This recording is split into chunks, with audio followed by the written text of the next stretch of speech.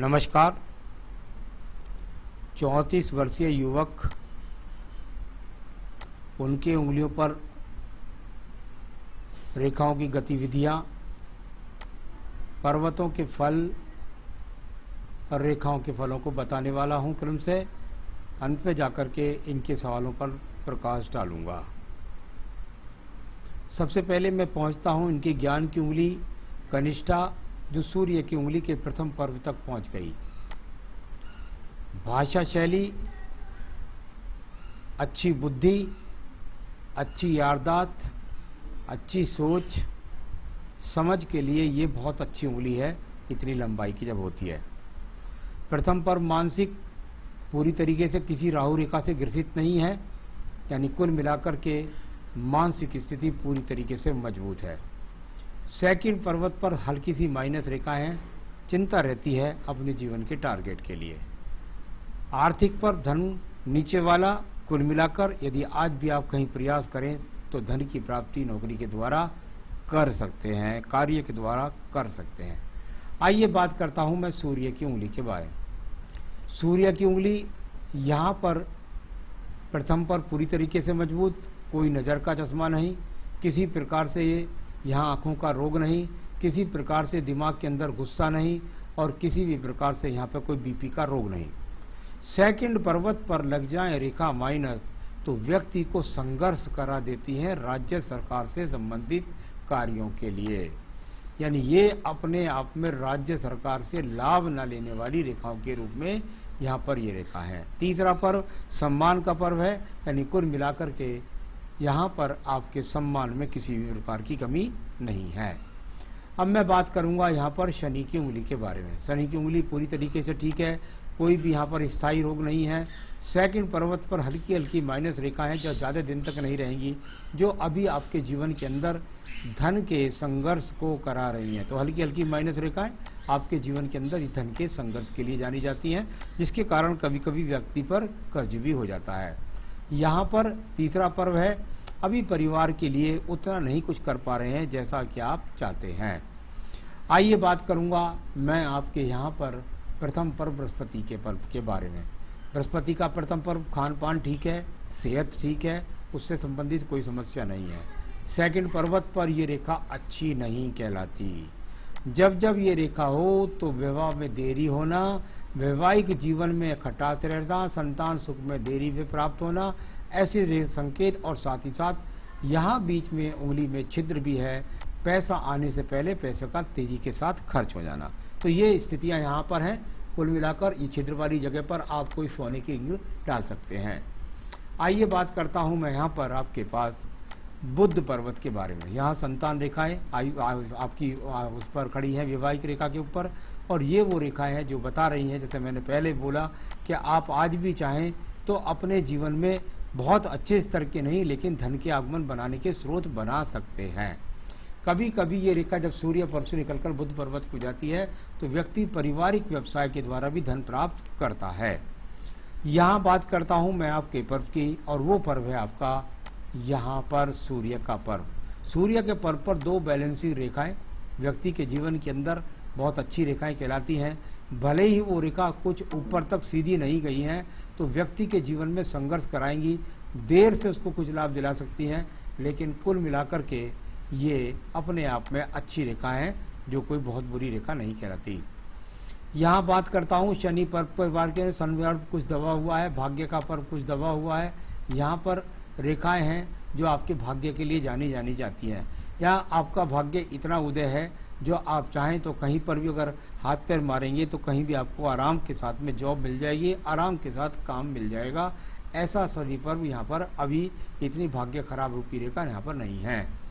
आइए बात करता हूँ मैं इसके बाद आपके पर्व की, और वो पर्व है आपका बृहस्पति का पर्व। बृहस्पति के पर्व पर यदि आप देखेंगे तो एक ट्रायंगल सा नज़र आएगा जहाँ पर आपको धीरे से, और साथ ही साथ आपके जीवन के अंदर ये मल्टीपल रेखाएं जब ज़्यादा शनि पर्व को देखती हैं तो व्यक्ति प्रयास करता है, मेहनत करता है अपने जीवन के टारगेट को पाने के लिए, क्योंकि रेखाएं कहीं भी एक समान नहीं हैं, बिखरी हुई है, एक दूसरे को काट रही हैं। एक राहु रेखा रूपी मुंह खोलकर रेखा भी दिख रही है, यानी संघर्ष करेंगे तब जाकर आपके जीवन में आपको तरक्की प्राप्त होगी। यहाँ बृहस्पति इतना ज़्यादा साथ नहीं दे रहा है कि व्यक्ति आराम के साथ कुछ भी जीवन में प्राप्त कर सके।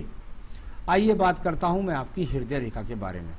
हृदय रेखा, और यदि मैं देखता हूँ तो इस रेखा में बीच में कई जगह यव जैसे चिन्ह पड़े, यानी जैसे मैंने बोला था कि पत्नी के साथ तालमेल में कमी, थोड़ा सा स्वास्थ्य का भी ध्यान रखना, और साथ ही साथ वैवाहिक जीवन में थोड़ी प्रॉब्लम, और कुल मिलाकर के आपके जीवन के अंतर्गत मन के अंदर परेशानी और टेंशन, ये सब चीज़ें यहाँ पर मुझे आपकी हृदय रेखा के अंदर दिखाई दी। आइए बात करता हूँ मैं आपके मंगल पर्वत के बारे में। निम्न मंगल पर्व, और यहाँ पर अगर देखता हूँ तो एक शाखा निकल करके सीधा सीधा शनि पर्व के जाकर मिली, यानी कुल मिलाकर के आपके जीवन के अंदर थोड़ा सा क्रोध आने के बाद कभी कभी हृदयांगिनी से टकराव, और साथ ही साथ यहाँ पर मन के अंदर व्यापारिक बातों को गुप्त रखना, इस तरह के दो संकेत माने जाते हैं जो लंबी रेखा है। और बाकी निम्न मंगल पर जो कर्म रेखा है, ये काफ़ी कुछ आपकी आयु रेखा को काट काट कर लगातार जा रही हैं। जितनी बार ये काटती हैं उतना जीवन में आपको ये संघर्ष दिलाती हैं, डाउन भी हो रही हैं तो और ज़्यादा संघर्ष कराएंगी। तो प्रयासरत रेखाएं लगातार हैं, लेकिन सफलता की कुंजी इनमें अभी दिखकर नज़र नहीं आ रही है। तो अभी बहुत प्रयास करने पड़ेंगे आपको, अभी पूरी सफलता नहीं है। आइए बात करता हूँ आपकी बुद्धि रेखा के बारे में। बुद्धि रेखा लगभग जाकर अगर देखें तो 38-39वें वर्ष के बाद इसका उदय हुआ, और इससे पहले ये ज़्यादा आपकी बहुत ज़्यादा एक दूसरे को टकरा कर रेखा रही। उसके बाद बुद्धि बैलेंस सही करती है और सीधा मंगल के पास दूसरे पर पहुंच जाती है। यानी अब आपके जीवन में 3 साल के आसपास बाद में लगभग सही तरीके से आपके जीवन में तरक्की, उन्नति और सही डिसीजन से आप अपने आप को सार्थक प्राप्त करेंगे। यहाँ ये रेखा मंगल निकले तो थोड़ा अपने आप पर गुस्से पर क्रोध रखना चाहिए, किसी झगड़े झंझट से बचना चाहिए। आइए बात करते हैं हम आपके यहाँ पर चंद्र पर्वत के बारे में। चंद्र पर्वत पर काफ़ी गतिविधि है, भागदौड़ काफ़ी नज़र आती है। इसमें से योजना बनाकर चलते हैं। कभी ये ज़्यादा रेखा यहाँ से निकल करके जब बुद्धि रेखा के आसपास संपर्क बनाती है, व्यक्ति पत्नी से भी झगड़ता है, माता के साथ भी झगड़ बढ़ता है, इस तरह के संकेत माने जाते हैं। तो ये बहुत ज़्यादा दिमाग को शांत करने वाली रेखा नहीं। नीचे से निकल करके इस रेखा का संबंध अगर दूर स्थान से लाभ दिलाता है तो कहीं ना कहीं व्यक्ति को थोड़ा सा ध्यान रखना चाहिए कि वो अपने खान पान में किसी गलत चीज़ पर ना पहुंच जाए। अब बात करते हैं व्यापारिक रेखाओं के बारे में। बुध रेखाएं यदि मैं देखता हूं तो बहुत ज़्यादा मजबूत नहीं है, यानी व्यापार के अंदर उठा पटक निश्चित रूप से हो जाएगी कि अगर आपने स्वतंत्र व्यापार करने की कोशिश की तो। साथ ही साथ केतु पर्वत से इनका उदय है, यानी व्यवसाय के अंदर जल्दी से तरक्की नहीं दिखाई देगी।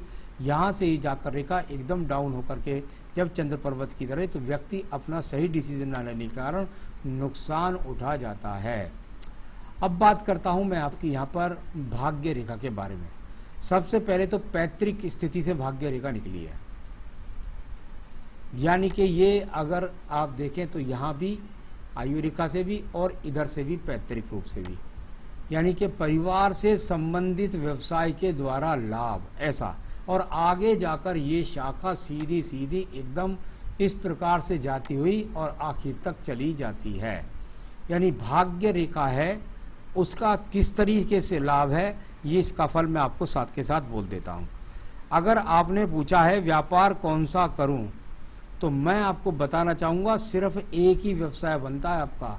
यदि आपके परिवार में कोई व्यवसाय होता हुआ आया हो तो उसे करेंगे तब तो मिलेगा लाभ, अन्यथा व्यवसाय करेंगे नुकसान करेंगे, व्यवसाय करेंगे नुकसान करेंगे, इस तरह के संकेत बहुत ज़्यादा हैं। तो उस पर आपको ध्यान रखना होगा। अगर कोई परिवार में व्यवसाय है तो उसको करेंगे तो आपको लाभ प्राप्त होगा। अब बात करता हूँ यहाँ पर मैं आपकी रेखा के बारे में, और वो रेखा है आपकी, अगर देखेंगे तो आपको यहाँ पर एक रेखा यहाँ बुद्धि रेखा से ही निकल करके इस प्रकार से चलती है। ये आपकी है आयु रेखा। तो यहाँ अगर आयु रेखा को देखेंगे तो इसमें मर्ज हो जाती है भाग्य रेखा के अंदर, और यहाँ बन जाती है ये आयु रेखा। कुल मिलाकर आपके जीवन में आयु रेखा 77-78 वर्ष की है। इसके साथ में जो ये रेखा निकल रही है ये बहुत सुंदर रेखा है आपके पास, लेकिन ये एक जगह दीप बनाती है दूसरी जगह फिर आगे चली जाती है। अगर ये मंगल रेखा का स्वरूप है तो इसमें एक कमी और भी है, और वो कमी ये है कि ये अपने आप में आपकी आयु रेखा पर दीप बनाती है। ऐसे व्यक्तियों के जीवन के अंदर बहुत ज़्यादा संघर्ष बना रहता है।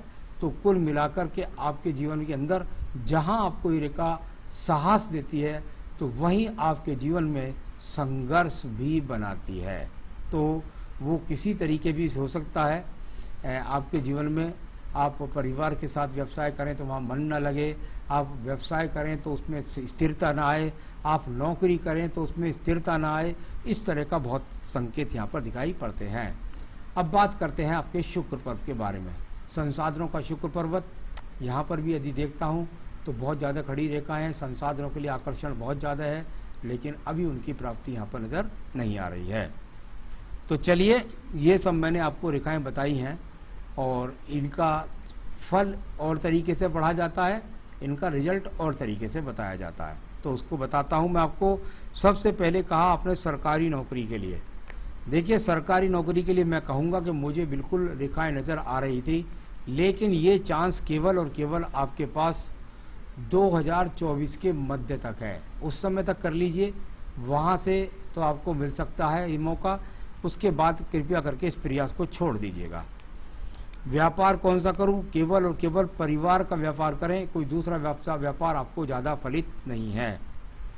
धन कमा पाऊंगा कि नहीं? धन के लिए काफ़ी संघर्ष है आपके जीवन के अंतर्गत, कमा पाएंगे लेकिन किसी न किसी कारण से खर्च भी आपको बहुत ज़्यादा लगे रहेंगे। विदेश में कोई सेटलमेंट के लिए कुछ नहीं है। 2024 के बाद में आपको विदेश जाने का मौका मिल सकता है। हो सकता है कुछ दिन वहाँ नौकरी करें और फिर उसके बाद इंडिया में सेटलमेंट वहाँ नहीं है, तो यात्रा करके आ जाएं। जीवन में कोई गंभीर कष्ट या नुकसान, ऐसी तो कोई बात नहीं है कि कोई गंभीर कष्ट नुकसान है। स्ट्रगल ज़्यादा है, उसके लिए वो स्ट्रगल वाली ख़राब रेखाएं धीरे धीरे काटनी है। तो उनके लिए मैं आपको कुछ पूजा पाठ बताऊंगा, वो करिएगा आप। कृपया करके कोई भी रतन धारण ना करें, और बस पूजा में आपको लगातार हनुमान अष्टक और साथ ही साथ रुद्राष्टकम, हनुमान अष्टक और रुद्राष्टकम 2 पूजा अपने जीवन में जोड़नी होंगी, क्योंकि उनके बिना फिर आपके लिए बहुत मुश्किल हो जाएगा। वो आप जोड़ के रखें दोनों पूजा, तो निश्चित रूप से आपकी बाधाएं कट जाएंगी और आपके जीवन में आपको बहुत कुछ ठीक महसूस होने लगेगा। नमस्कार।